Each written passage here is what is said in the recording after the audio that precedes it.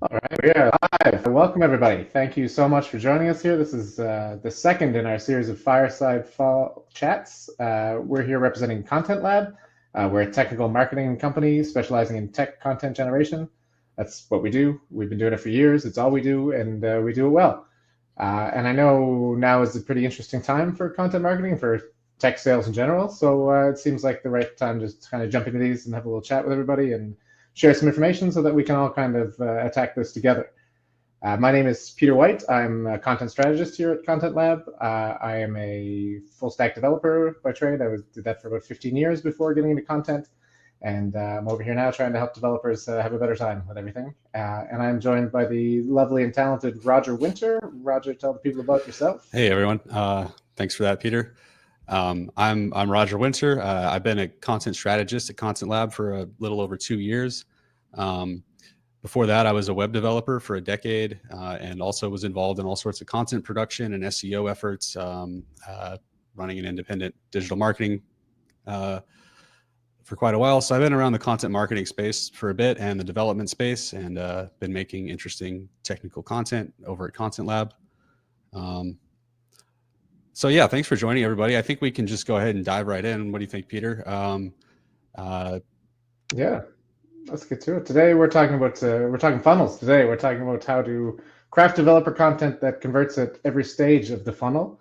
And while I'm sure most people here are very familiar with the concept of the funnel, Roger, why don't you take us through a little bit about what it means in our space here in tech content marketing? Yeah, so I imagine everyone probably has a little idea what the marketing funnel is already, but just to give you a little bit of context about what we're going to be talking about today. So if you're not familiar with the concept, a marketing funnel is something that we use to help us create a content journey that it drives the user from their first interaction with your content to eventually converting into a lead or a sale or whatever action we want them to take at the end of the funnel. So there's three primary stages of a content marketing funnel. And if you're picturing an actual funnel, at the top you have the widest part, which would be what we call the awareness stage. This is where we try to capture people's attention. We make introductions to products and concepts and brands, and generally try to pique the interest of our readers to start their journey deeper down into the funnel. And then in the middle of the funnel, we have the evaluation stage. This is where we've captured their awareness and their attention. We need to provide them with some more supporting content and information that allows them to start making informed choices about understanding our offering, what it can do, why it's interesting to them, and deciding if they really want to engage with it further. And then at the very bottom of the funnel, we have what we call the conversion stage. And this is the final stage where they're aware of what we're talking about. They're interested. They've spent some time evaluating it. And so now they're pretty close to making that final decision and pulling the trigger to become a customer. So the conversion stage is at the very bottom. It's all about providing the final details that are going to seal the deal. So we're overcoming sales objections. We're providing content that makes prospects feel secure and excited about becoming customers and engaging with whatever our offering is. So that's just like a high level overview of the marketing funnel in general. And it's not a concept that's unique to technical content. Marketing funnels are a pretty commonplace part of the content marketer's arsenal. So you'll see them in all sorts of applications. But there are a few important distinctions for technical content, which is what we're going to be talking about today. Just in general, when you're creating content for a really discerning audience like software developers or other technical professionals, every piece of content in the funnel needs to be really high quality and well thought out. So it's more than just mapping the awareness stages. It's actually being able to provide a lot of value throughout that awareness, evaluation, and conversion stage, while also simultaneously keeping the funnel in mind and driving them through all of this content to actually produce some kind of result at the end. So it can be a tricky process. There's a lot of things involved and quite a lot to talk about. So Peter, anything to add to that? Sure. Yeah. I mean, obviously, yeah, like you said, there's a funnel for everything. Everybody's got a funnel, but with technical content, it's the challenge is that the burden of proof is a lot higher. I mean, you have to deliver value at every stage.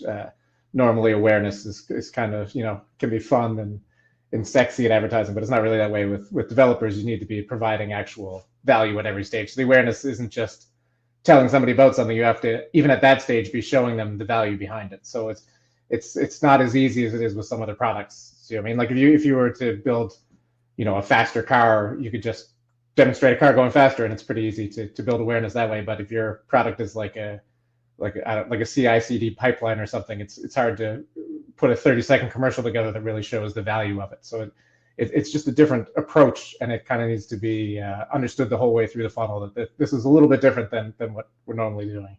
So really the key to getting the most of the developer content at every stage is understanding the marketing funnel, the technical marketing funnel, obviously, that we're talking about here, which, if I'm honest with you, took me a lot longer to understand than I'd like to admit. I do not come from a marketing background. I come from a tech background. And so when I got into marketing, I would hear all this talk about funnels, and it would be very confusing at the start because I'd never heard of it. And it always seemed like an odd choice to me because a funnel seems like something you would never escape from, but which is not the case here. But I just thought it would be a net. I don't know. I don't know what the right analogy is, but funnel always seemed a little bit weird to me. And so, it took me a long time to understand that the funnel is kind of what drives the content. So I mean, it was easy for me anyway, coming into marketing, getting trapped in that mindset of just we're trying to get eyeballs on something. That's the main goal of everything, is to get eyeballs, but that's not really the whole story, right? You need to take someone on this journey, which again was new to me, but now that I've understood it, it makes sense. Because when it was explained to me, I don't know for you, Roger, but when someone first explained the funnel to me, it just seemed so obvious. You go, yeah, of course you want to drive them the whole way through, but I didn't understand that you really had to lead somebody on that journey. It's not just something you say and hope that it works out. It really does kind of cement itself into all of the content. And for me, it's been kind of like a nice kind of measuring tool for creating content. Like if I envision a piece of content and I can't point to where in the funnel it's supposed to be reaching, then I'm probably a little bit off on my messaging, and I need to rethink it so that I'm actually moving towards a goal as opposed to just creating content for the sake of creating content. Yeah, I don't know what your thoughts that's on an that are. interesting point. Well, I was curious as you were saying that if, since you've sort of gained this awareness and worked with it from a content strategist perspective, if like, do you recognize like funnel stages when you read other content now? Can you like key off on something if you go to somebody's blog and be like I know where this is at in their funnel? Do you find that kind of awareness? Yeah, I think it's like anything. When you get a little too close to it, you kind of see behind the curtain. A little bit of the magic is gone. Like, I can read a piece of content knowing, oh, okay, I know what you're trying to get me to do Right. here. Either you're trying to show me something new, or you think I already like it and you're trying to win me over. So yeah, it has Yeah. changed things. I assume so Yeah, for it you. has, and it's in a way it's kind of a nice thing, especially if in a strange way to take this to like a meta level. If I know where I'm at in the funnel, right? If I know I just want to learn about a product, then I gravitate towards the awareness stuff. If I'm already like trying to learn the nitty gritty of it, then you go into the documentation or whatever is serving as the evaluation stage of that product. So I think it's actually, and that's an important point because it's something that we actually want to improve the customer journey. Like, I mean, like you use like sort of the metaphor of a net or something like that, or like, I don't know, there's all these things that like, there's a sense that like we use terms like capturing interest and things like that. And it all sounds very like hunter sort of driven, right? But it's actually something about improving the customer's journey throughout the entire process so that they're consuming content that really meets their needs at every stage. And so I think in that sense, whenever you sit down to plan any kind of content strategy, I think most people tend to make decisions, even if they don't really have an awareness of what they're doing. They make decisions that align with the concepts of the marketing funnel in some way, right? So like when you sit down to plan out what you should post on your blog or whatever, you're going to come up with, you'll naturally come up with things that align to different stages of the funnel. So, uh, but what actually keeping the context of the funnel in mind lets you do is create like a bigger holistic picture of it. So the actual topics that you use for your awareness and your evaluation stage, those might not be a dramatic departure from what you were doing before you were thinking about the marketing funnel at all. But what you now have the ability to do is kind of zoom out and connect the dots between all of these different things. And that allows you to understand where to put the right information and where people are going to be the most receptive to it. So just as a quick example, like if you were building a bunch of awareness stage content, you might things that just introduce concepts and sort of grab people's attention with like, flashy features or interesting details about your product. You might think like, hey, we have these really cool, really nuanced features that appeal to developers that are like a really good selling point of our product, but maybe those things are a little hard to communicate. They're not like flashy. There's something nuanced that you need to be sort of immersed in the product. So that's not a good candidate for putting in your awareness content. Like, as interesting as that may be, and as much of a legitimate selling point, that's something that you want to save a little bit later for the evaluation stages. And so just having, the awareness that you're creating these pieces with the goal of transitioning people further down in what should hopefully be a very smooth ride through your marketing funnel. Then you don't like try to front load your awareness content with tons of information that's better served later in the funnel. And you don't bury like really important introductions to like your valuable concepts too deep in the funnel. You want to put those up at the top at the awareness stage. So you don't want to hide like your really great selling points deep in some technical resource somewhere, but that technical resource might be really valuable for convincing someone to, make the switch from another product or actually adapt to whatever you're trying to put out there. So to kind of sum all of that up, I'd say on the level of individual articles, a marketing funnel, like the context of the marketing funnel can look pretty subtle from one article to the next. But the big picture is sort of knowing how all of these stages connect together and how you create smooth transitions from one piece of content to another. Because you don't want people to drop off and lose their way halfway down your funnel, because then you've lost their interest and they might not come back. That's a good point. I think the smoothness is really something that should be focused on, because, I mean, the reader, whether they're aware of the funnel or not consciously, they know where they're at in the journey as well. And if you start, like you said, if you have all these flashy points and they're coming up later in the funnel, the readers will, a little thrown off. They're like, I already like you. Why am I being sold to again? I want to find out the information now. I've gotten to that point. So, I've gone to sites, to look at a product, and every article is trying to sell me something new or showcasing something and I'm just trying to figure out how this darn thing works. And so if that transition isn't smooth, like you said, if you're not leading somebody smoothly all the way through it, then there's going to be bumps and they're going to fall off. That's just the way it works. So like we said at the start, the first stage, as we all know, is the awareness stage. Why don't you tell us a little bit about that, Roger? How do we craft content for the awareness stage? So there's two really big questions, I think, for the awareness stage. And the first one is pretty obvious, which is just how do we get their attention? That's an obvious question, but it's not an easy question. It's probably one of the more complicated ones, but that's obviously the first requirement for any piece of awareness. We want something that grabs their attention. So, we're talking about technical content here, and sometimes it's really dense, and that can be helpful. Like you might write some really complicated tutorial about using Java and like Kubernetes or something, and combine all of these technologies and showcase something. And that's great for, like evaluation stages and stuff like that. But in the awareness stage, that's too complicated. Usually, you just want something that is kind of punchy and like is memorable. So something that really grabs your attention and says, hey, this is the value proposition of this thing.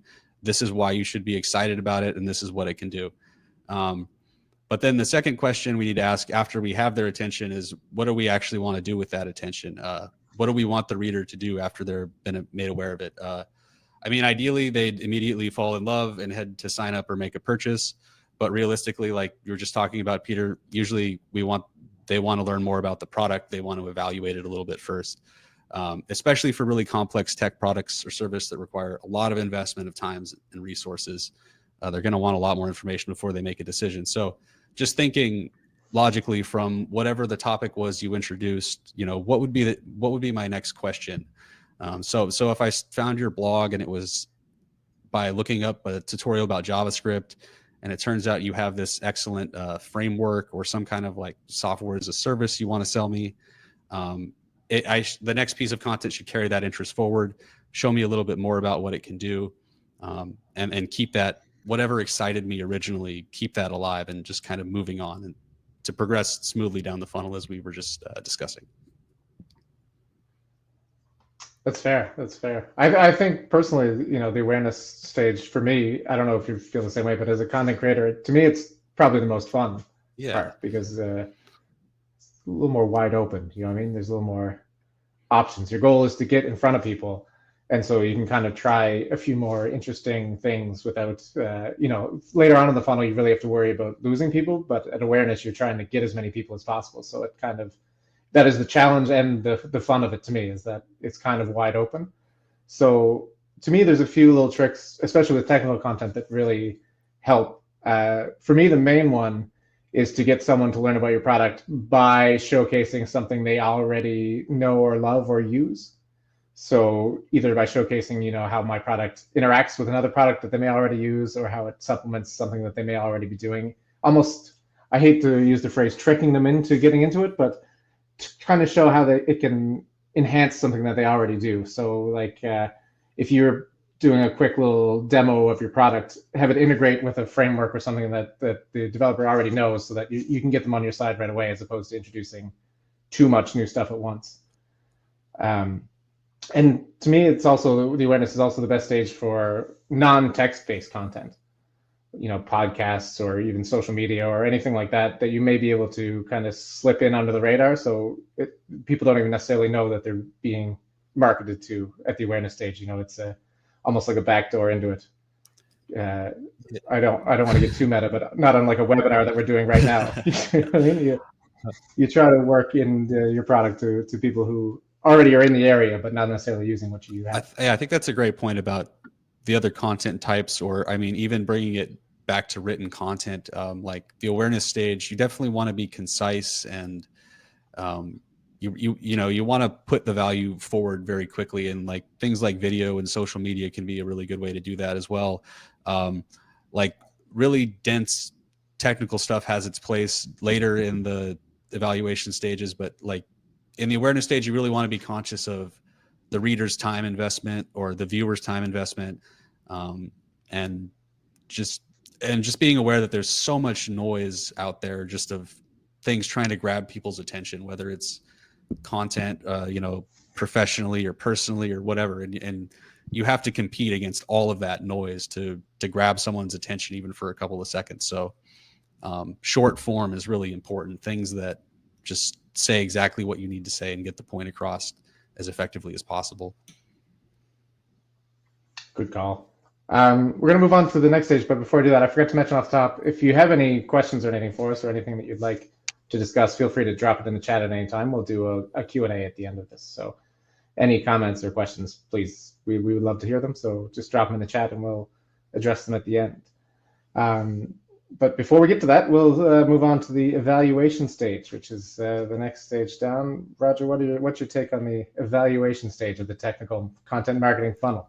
Yeah, so if we've done our job properly in the awareness stage, the evaluation stage should allow us to open up a bit and sort of turn the focus from just grabbing their attention to putting the spotlight on whatever the product or the service the organization is that we want them to focus on. So we're getting a little more nuanced here. We're giving them more details. We're more concerned with them. We're less concerned with capturing their attention, more concerned with just keeping them progressing through the funnel at this stage. So for technical content, especially for software developers in the evaluation stage, they're typically asking questions like, what can I do with this technology? Or how is this a solution? Or how is this an improvement to whatever solution I'm already using? So that invites things like, conversion articles, integration articles that showcase how to actually integrate the technology into their tech stack. Just like more detailed tutorials that showcase common use cases, things that they're going to be asking about, like how do I implement this very common feature, things like that. So you just want to put all that out there, showcase what your product can do, how easy it is to use, and basically, really just tell a story about why someone would want to use your product, your technology, because I think it's really important to remember, for a developer to add a new product to their tech stack, that's a really major decision, especially if, it's a professional decision at a large organization or something. This is something that's going to take a huge investment of time and resources to implement, get everyone up to speed on, and all of that. So in the evaluation stage, the goal isn't just to talk up our product, but it's really to convince the people who will be using it that it's worth it for them to make that huge investment. So and some of that is also handled in the conversion stage, which we'll talk about next. And I think it can get a little fuzzy about the differentiations between these two, but mostly the evaluation stage is a great chance to show off capabilities. So, build out that super cool use case that puts the spotlight on the value proposition of your technology, then build a tutorial to tell everyone exactly how you did it. Stuff like that really puts the spotlight on the capabilities and just makes it exciting. And you get out of the realm of marketing fluff and whatever we use to introduce them in the awareness stage and get into the realm of more tangible results and just like, facts and figures and the interesting stuff. Yeah, the meat. You got to get into the meat of it at this point. If the awareness is the sizzle, now we got to get to the steak a little bit here. So, it's important to use as many bad analogies as I can for this. Now you got the spark and the awareness. Now you got to build the fire. You got to nurture it. You got to give it what it needs. One other great thing that's great in the evaluation stage is that I don't think you mentioned, but I think is super key, is comparisons. I mean, you want to teach people about your product as much as you can and kind of show them what it does as quickly as you can without losing them. And a comparison to an existing product that they already know is a great way to do that. Like if your product is like this but better, you know what I mean? You can then skip a few steps and explain what your product does. My product does what this product does, but we also have these exciting features. And then you get to show off the features that differentiate yourself from the product. It saves you the time of kind of building from the ground up. Because like we discussed earlier, you're worried about losing people at this point. You really need to keep their interest. You need to keep them moving forward. So you need to keep adding value as you go along. You can't just repeat any of the promises from the awareness stage. And so, like you said, at this point, developers or tech people, whoever we're dealing with, they're going to want proof. They've heard your claims. They've seen a little bit of what your product can do, but now they want to prove it. And this is important. They want to prove it to themselves. They don't want you to prove it to them. They don't want to necessarily watch a video that's going to show off some features. They want to be able to get in there and either read through some documentation or read through some integration guides or read through something where they can convince themselves. It's almost like getting a cat to do something. You know what I mean? You can't tell the cat to do something. You need to kind of let it figure it out by itself. You put the toy around it and let it play with it on its own. Yeah. I think I can say that as a developer. I think I'm allowed. That's not. No, I think that's fair. I think developers like cats, right? I think, yeah. Who doesn't like cats? Or maybe, wait, are you saying I only like cats because I'm a developer? That's shaking me to my core. You can think about that tonight. But no, sorry. I mean, I was just gonna just agree with you. Basically, yeah, it really is a process of letting them figuring it out for themselves in a way, gently suggesting it, building the environment in which they can figure it out for themselves, right? Because they don't, especially if you're talking about something new, a new product that no one's aware of, just like nobody knows. So there's all these open questions, and a lot of the time you don't necessarily need to answer those questions for them, but you definitely need to provide whatever scaffolding it takes for them to find those answers. And in some cases for developers, that even means like them building out things themselves, like there's a lot of situations you're not going to make a multi-million-dollar investment in some new software without having your engineers do some testing and building some things. And so it's really important to have that infrastructure in place. I mean, like that content infrastructure in place to support those sorts of efforts when the opportunity arises. Exactly. Yeah. Well, help them help themselves, I guess. That's a good way to put it. The only other thing I really want to touch on in evaluation, and I think this might be overlooked a lot, mainly because it's not easy to do, but it's so helpful, is to start to try to find a way to cultivate a bit of a community. So be interactive with your content, engage with readers, have a space where they can go to ask questions or talk to each other. Because I know as a developer, if I go to a product and there's already an active community and I can see people helping each other with problems, and the text from the actual company will hop in and answer some questions and things, that encourages me to use the product, because I know if I get stuck, I'll be supported. And I can also kind of, peek behind the curtain and see what problems people are having right off the bat. So it just gives a good insight to the actual ecosystem of the product that isn't the glossy content that we're producing. Yeah, and that's a great way to sort of get a positive feedback loop going, where you're actually aware, from the standpoint of your product, what are the questions that people are asking in the evaluation stage, because they'll ask those in your community quite frequently. And so if there's a thread that you find is at the top of your forum or whatever every single week, that might be a good opportunity for a glossy piece of content, or to overcome some kind of objection that people keep having during the evaluation stage. That's a very good point. Yeah. Listen to the people, because they will find issues that your developers won't find. Because as any of us know who've built something, you get way too close to it, and it's hard to see how a regular person is going to pick it up and use it. So listening to the community is such a big part. And that brings us now to the last stage, to the conversion stage, which, if we've done everything properly and we have a solid product and a solid strategy, should theoretically be the easiest stage. But what do you think, Roger? What's your take? Yeah, so if everything has gone well up to this point, by the time that they land on some conversion content, hopefully they're pretty close to becoming a customer. So we're pretty close to acquiring a new lead. And they just have a couple of final questions, basically, that are, that'll bridge the gap and make them actually sign a purchase order, or whatever it is, to complete the process. Looking at conversion stage content, it often looks pretty similar to evaluation stage content in a lot of ways. The lines can be blurred sometimes, but where you're trying to generate buzz and excitement around the capabilities in both of the earlier stages, in the conversion stage, you're mostly trying to overcome any lingering objections. So maybe any last minute questions that were actually came up during the evaluation stage, or any what if questions about that teams might have, of just like about integrating with your product and adding it to your stack. There's a lot of different ways to do that. Since we're like deep into the funnel now and we have their attention, we can get into those really dense technical materials. We can like point them to case studies and like really data driven resources.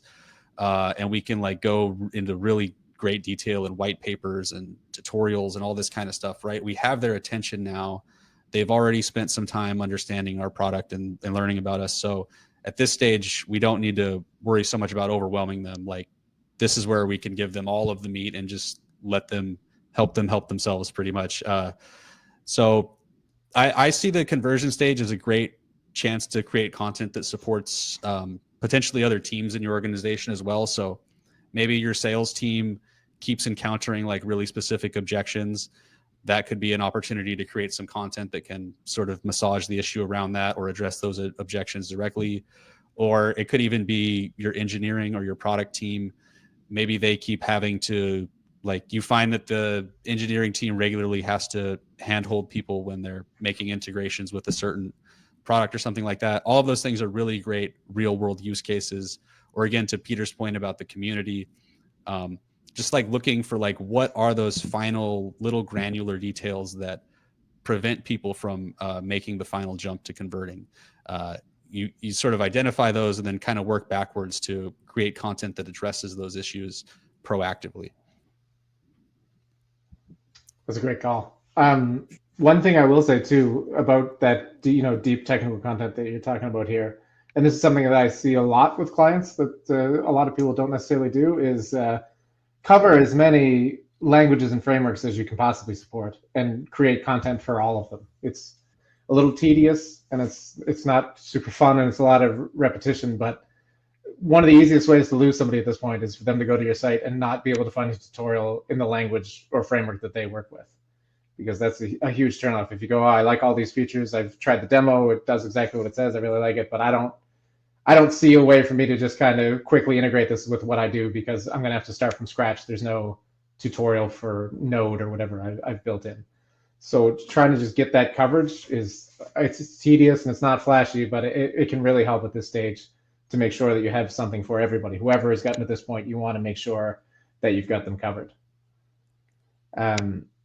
and like you said, the ultimate goal is just to answer whatever questions clients have. So, like you said, listening to your salespeople, your community, just make sure that no matter what they're going to ask, you've got an answer for. And that can be as simple as a big long FAQ with all the questions that you've gotten, just to make sure that things are covered. Just however you can, make sure they know, and make sure that they know that switching to your product is easy. If your product is replacing another product, have integration guides that show exactly how to switch from X to yours. So, you know what I mean? You want people to not have any question about how they can do it. They want to have, obviously, as little downtime as possible when they make the switch. So if you can hold their hand through that process, that really gives them the security of knowing, okay, I can switch without this being a major interference or major problem with my team.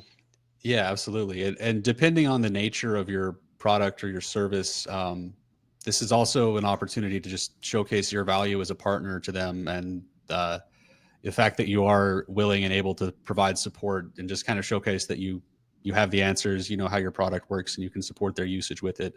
I think that's a really important element of the conversion stage as well. Very good point.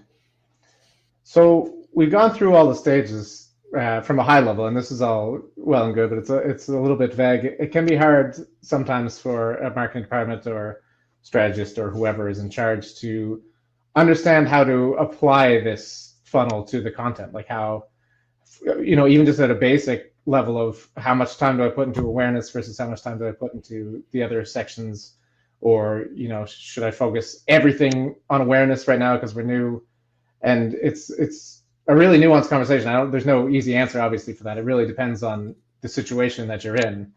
Obviously, if you're a startup that nobody is aware of, then you're going to have to put more time into awareness because you need to get in front of eyeballs. That's your main objective, and that's fair. But you still can't neglect the rest of the funnel, because if you have only awareness content, then you're going to maybe get a lot of people to your site, but you're not going to get a lot of people coming all the way through and getting to the end. So you have to have that, even if it's maybe not as filled out as you'd like it to be, you have to have that evaluation and conversion content. Otherwise, you're just going to see a lot of bounce backs. Nobody's going to stick around long enough to actually give you a chance. But as a company grows and matures, you can maybe pull back on awareness a little bit and try to up your kind of conversion percentage. So focusing more on the evaluation and conversion because people are already aware of you. Obviously, if you're AWS, you don't need to get that much awareness because everybody knows who you are. You need to focus on showing why you're better than the alternatives. So as your company grows and scales up, your approach to this has to change, but it has to be kind of fluid. But you do have to cover the entire funnel the entire time. Yeah, absolutely.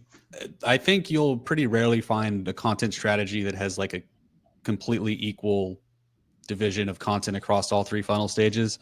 I think that's probably quite rare. And I in my experience, what I think is the most common, it sort of aligns with the funnel metaphor itself, in the sense that the funnel is the widest at the top and it narrows as it goes down. And I think that's kind of true about the quantity of your content throughout the funnel, generally speaking. But as Peter said, it's heavily dependent on the goals of your organization.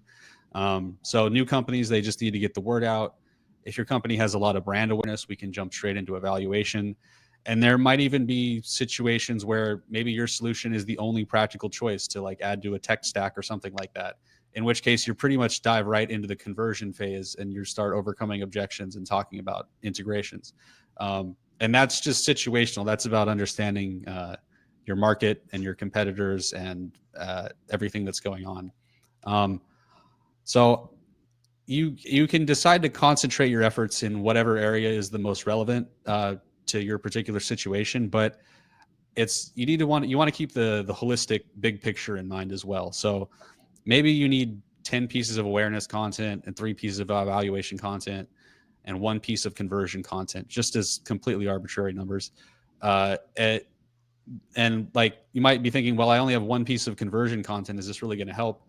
And the answer is, if your funnel is effectively delivering readers down to that final conversion stage, you might only need that 1 piece of content, or maybe the real numbers are 10 or 100 or whatever the scale you're working at is. But the point being that the funnel does kind of condense as it goes down. And so generally at the awareness stage, we're trying to blast a lot of stuff out there and just grab people's attention. Evaluation stage, things are a little more curated. And by the time they get to the conversion stage, we're answering really specific questions for really specific people. So I think just keeping that in mind is the most important way to apply the marketing funnel in general. Just, you know, keeping the context of the journey alive rather than just saying, oh, I need awareness content. I need nobody knows who I am. I need awareness content, and just focusing all of your efforts on that one thing.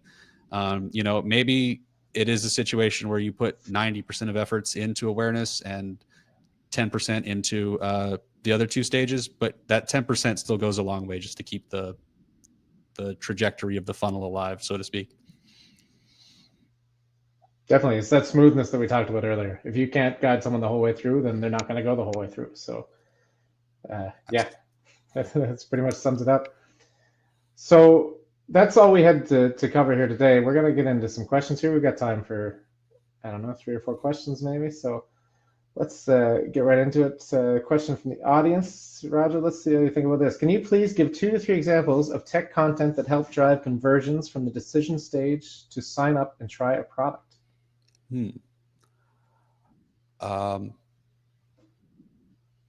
Yeah, so if we're from the which stage? From the conversions from the decision stage. Yeah. We're using different nomenclature than us. Sorry about that. I believe that's the conversion stage. Yeah, sometimes the marketing funnel stages have a bit of different terms. So yeah, like we've been saying, I think it's mostly things that overcome really specific objections. I think integration guides are an excellent way to get there. Just things that really showcase your product at that point of like, in the context of how it's going to go into production. That's something that I want to see as a developer, certainly. I think like a very normal transition from the decision stage, or from the conversion stage rather, would be to having brought my awareness through awareness and evaluation stage to like have probably developed something myself. So some kind of hands-on tutorial or something that invites me to use a trial. And then at the end of that, some kind of piece of content that encourages me or addresses a question that was raised when I was actually getting hands-on with the product. That is for me what tends to motivate me to actually decide to adopt a new tech. For sure, yeah. When I get there, if I've already heard of this and I've already liked it, when I get there, I want to see a demo, like you said, that I can put my hands on, and I want to see along with that a guide that tells me how to do something cool. It doesn't necessarily have to be something I'm going to do, but it's got to be something interesting, and it's got to be, like I said earlier, written in a language I understand. I don't want to have to learn Go or whatever to go through your tutorial. I kind of want it to come to me. I want to be able to get there, make the cool thing right away, have it run, and then have it work. And then after that, if I can drop a second piece, after I've seen the cool thing and I've done the cool thing myself, I want to read something that will kind of explain to me that, like you said, when I put this in production and I scale this up and I get my whole team on this, that I'm going to get the same results that I've gotten in this little demo. I need to see some sort of document that's going to prove to me that I can use this at That's scale. very important. Yeah. So case studies and just like data-driven things that actually show us what day 2 looks like of using this product is very crucial. Yeah, it's fine. If your demo server works great, but then I get it on premise or whatever, and I'm using some other cloud server and I'm losing connection every 8 seconds, I'm going to be furious. I need to see the cool thing and proof that I can do the cool thing with everybody. That's a great point. I don't know why I'm speaking so dumb about it, but that's what I want. All right, next question, Roger. Another audience question. Developers might not often be the ultimate buyers or decision makers for your product, which is true. How do you balance the creation of technical content that appeals to developers and above the line content for decision makers? That's a good question. Yeah, that is an excellent question, and it's absolutely true. Developers are rarely the final decision makers for making these purchases and things like that, but it is essential to win the developers over in the first place, I believe, because in most situations they're going to be the ones who are hands-on evaluating and then reporting up the chain in some capacity of what tools. And so keeping that context in mind is really important as well. So, if we're creating content for developers that's, very technical tutorial style and things like that, it's important to sort of sprinkle in a narrative in there with the idea that this is something they can communicate to sales or their CTO or whoever it is that's going to be responsible for actually making these purchasing decisions. So, and what that looks like a lot of the time is, well, for one, you can sort of tell stories with the problems that you're solving. So we keep bringing up integration guides and things like that. Those are great. Or like if there's a really common problem, common to like say the frameworks or the technologies you're using, creating some kind of guide that addresses that an engineer or someone who not responsible for making for actually making a purchase can go and say, hey, look, this company solved our problem and this is how they did it. And they don't and just like leaving little nuggets throughout, little threads that that the engineers can communicate up. So, dropping a little bit of maybe sales or marketing lingo in there, not in a way that would turn the developer off, but in a way that the developer would say to themselves, hey, I can use that to communicate to someone higher up to better understand this product. So you want to kind of educate them in that way as well, not just the hard skills of using your product and how it works, but sort of the soft skills about how to communicate about your product and giving them the language and the tools to do that effectively internally. That's a good point. I'll add to that to take it back to the funnel a little bit. I think with a lot of tech products, I think we can all agree that the awareness stage is heavy developer, because you need the developers to know about your product and know what it does to be able to be interested in it. But as you go down the funnel, I do think it's kind of key to create a little bit of content for those decision makers farther on. I think that's something that we can do more in evaluation or conversion is, put together a white paper that really handles the business side of this product that is a little bit less techy, but is a little bit showcasing, all right, how does this create ROI? How is this going to help streamline everything? How is this going, so that the engineers can get excited about it? And like you said, go up the chain with it. But then you also have, here's a white paper I can send to the VP of tech or whatever, VP of engineering, whoever is going to be making these decisions that speaks their language a little bit.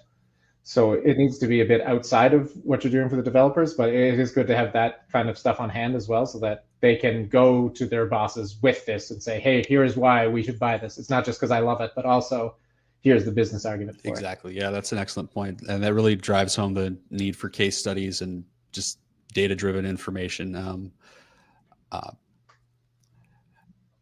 Yeah, you still need the data to back it up. These things can't just be, whimsical advertising talk. They need to be grounded in figures and facts, but from a slightly different perspective than you do to the developers. So, you're speaking the language of somebody who is technically savvy but isn't hands-on necessarily. Absolutely. Right, hopefully that was helpful. We'll move on to the next question. I think we got time for maybe two more. How important is understanding your audience in crafting content for each stage of the funnel? And what methods do you use for audience analysis? Ooh, yeah. It's a big question. Yeah, it's as we were discussing a bit ago of just understanding where your company is at in its journey of awareness and reputation. I think that ties into the audience question a lot as well, of just how aware is your audience of you, and that puts a lot of that lets you understand better where to focus in the funnel itself. But you also need to be aware that you might actually have multiple funnels operating for multiple audience personas and segments. And in terms of audience analysis, the main technique that we use and most content marketers use is developing audience personas, which give you a pretty the idea is to develop like a really realistic portrait of who you're talking to. What are their needs and their motivations? Like what are the problems that they're trying to solve? What is their role in a company? All of these kinds of questions is trying to build out a really realistic portrait of who we're talking to. And then you might create multiple streams. Your product might appeal to both developers and data scientists, for example, and you would have a different stream of awareness and evaluation content for both of them. Or to tie it back to the decision maker part, that's almost always going to be another component of your audience, or the two segments of your the two like broad categories of your audience is the the hands-on user and the decision makers. And so creating slightly different pipeline or funnels for both of them goes a long way to actually to creating really effective funnels and converting, because as the audience question mentioned, like the developers often aren't the final decision makers on purchasing. That is such an excellent question, actually, that it's the topic of our next Fireside chat. So if you're interested in learning more about audience personas, that one is coming up on October 26th. We'll shout that out again, but I figured I would plug it shamelessly while we're here. What? Yeah, that's fair. I mean, to me, I think this is, the essential thing to focus on. I think the audience is key for content generation, because if you don't know who you're making this for, then realistically, you're making it for nobody. The whole point of content is to target specific people and specific audience. So if you're not thinking about that while you're crafting this, then you're kind of missing the mark right out of the gate. So understanding not just who your audience is, but who your audience is at each stage. Like Roger said, as you move through, you may switch from necessarily fully targeting developers to also targeting some of these decision makers. And if you don't have that in mind while you're making the content, then your content could end up in the middle of those personas and not really appeal to anybody. So I very solidly defined audience for each piece of content, I think is crucial before you even begin. Yeah, just a final point on that. In terms of targeting nobody, that's actually a technique of audience personas, is to develop the negative persona and to understand who you're not trying to speak to, which actually is a really useful way to understand who your audience should be. Just an interesting thing to consider. That's a very good point. All right, Roger, I think we're just about out of time here. I think it's time for us to wrap this up. I want to thank everybody very much for joining us. We really appreciate you coming in and asking lovely questions. Those are great questions from the audience, so we really appreciate that.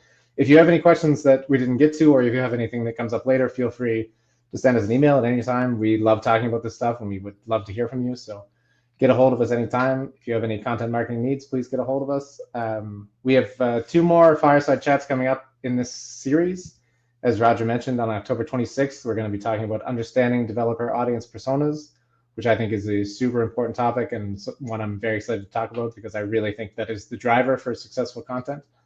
And then on November 9th, we're going to be talking about content calendars for tech, balancing trends with evergreen insights. It can be difficult to do. So a lot of times people are chasing whatever is big at the moment, but if you don't balance that with some content that's going to live forever, then you're going to always be chasing a moving target, and it's going to be hard to catch up. So we'll talk about that a little bit more on November 9th. If you have any topics that you'd like us to talk about, or you would like to get involved in the discussion with, please drop us a line. We'd love to hear what you guys want to talk about, because we want to talk about it too.